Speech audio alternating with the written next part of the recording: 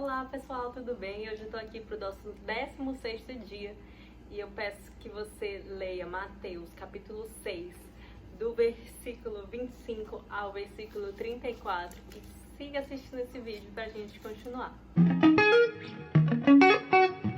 Hoje nós vamos falar sobre algo que eu acredito que seja uma carta de amor do Pai para a gente. Sobre as preocupações dessa vida.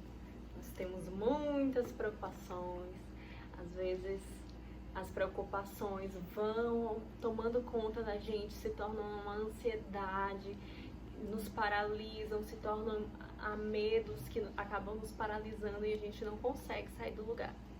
E hoje eu vim falar sobre o que Deus fala a respeito disso. Você já deve ter lido, né?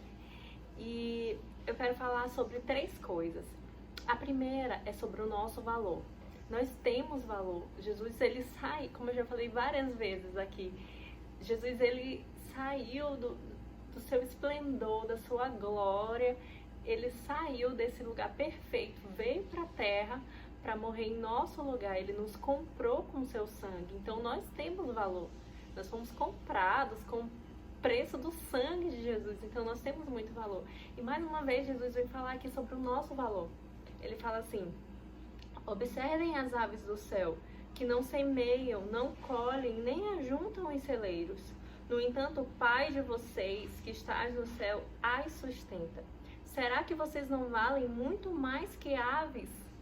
Então, o Pai sustenta essas aves, sem elas precisarem ir lá, semear e tudo mais. Ele sustenta. E será se nós não temos muito mais valor do que essas aves? Depois ele fala assim, e porque se preocupam com o que vão vestir?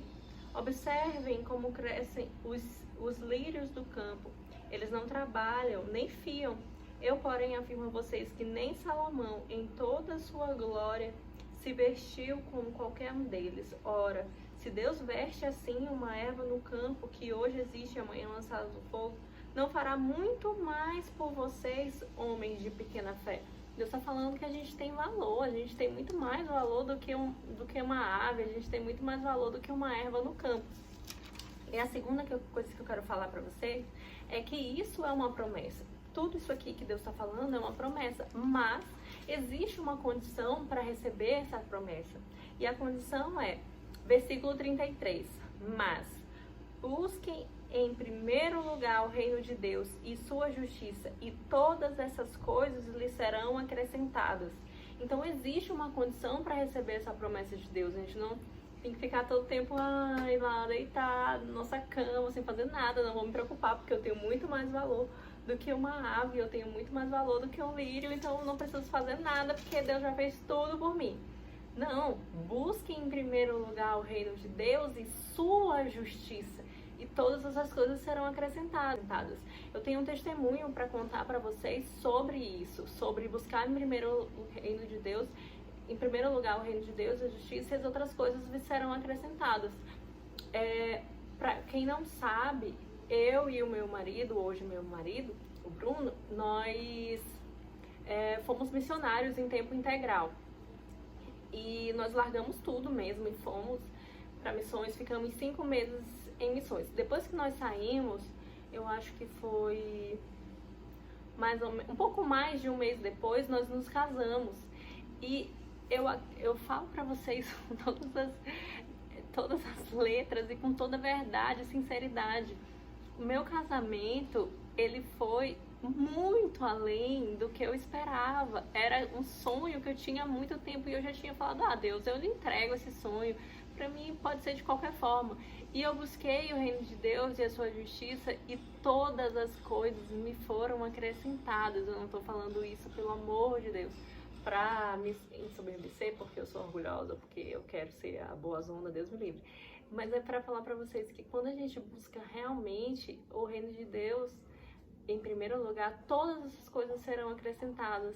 E nós vestimos, o meu vestido foi lindo, a roupa de Bruno foi linda, a decoração, tudo, a comida, tudo foi maravilhoso, muito além do que nós esperávamos. E a gente não tinha condições financeiras nenhuma de ter uma festa daquela. Quem conhece realmente sabe.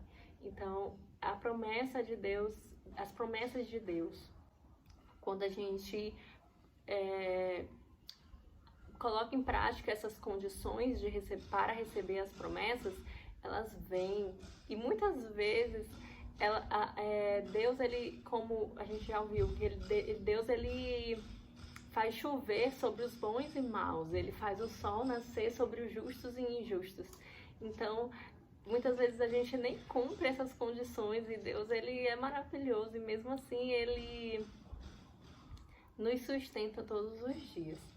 E a terceira coisa que eu queria falar é sobre a ansiedade. O versículo 34 fala assim: não se preocupe com o dia de amanhã, pois o amanhã trará seus cuidados. Basta cada dia o seu próprio mal. Às vezes eu mesma me pego me preocupando, ansiando e uma ansiedade que consome, que paralisa. E Deus fala: não se preocupem com o dia de amanhã.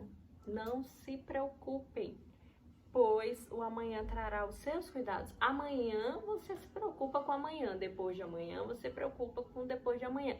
Basta cada dia o seu próprio mal. Então era isso que eu tinha para falar para vocês. Esse versículo também foi uma chave para mim no início, que eu sofria de muita ansiedade.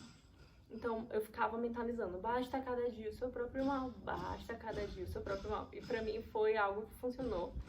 E eu compartilhando aqui com vocês minha reflexão desse tema de hoje. Espero que tenha te edificado. Se te edificou e você acha que pode edificar outras pessoas, compartilha com essas outras pessoas, tá certo? Tchau, tchau. Pra lá, Tô.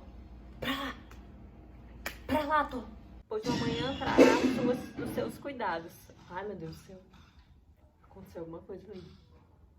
Tia? Que susto. Não se preocupem com o dia de amanhã. Eu já vou pegar ele.